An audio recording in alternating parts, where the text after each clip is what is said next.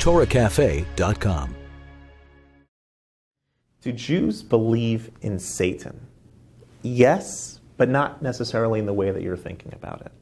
A lot of times when we think of Satan or we think of other spiritual entities, Satan is this guy with a pitchfork and lava and goblin. He's got horns and a tail and his pitchfork. The Satan is the force inside of yourself and is the force in the world that brings us away from the truth, brings us away from our purpose. God lays out what his commandments are, and we have our own personal drives and desires in a different direction. That force is the Satan. The Satan is what brings us off the path.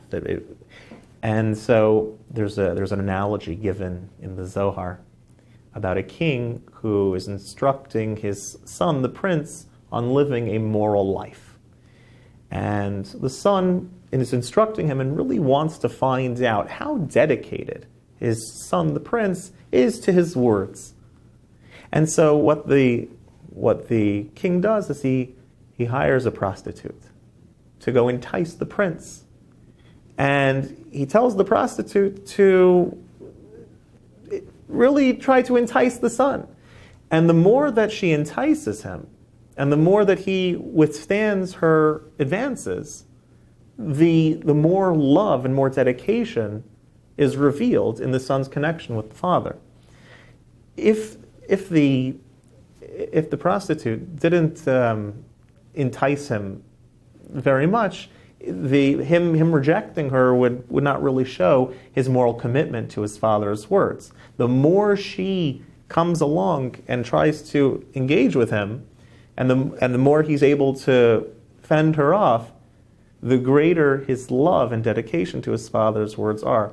This is a similar idea with the Satan. You say, why would God send a challenge to the world after giving us his commandments? Why would God be the, sort of like in The Wizard of Oz, the man behind the mask? Why would God be the guiding force behind the Satan? Why would God send a challenge to take us off the path?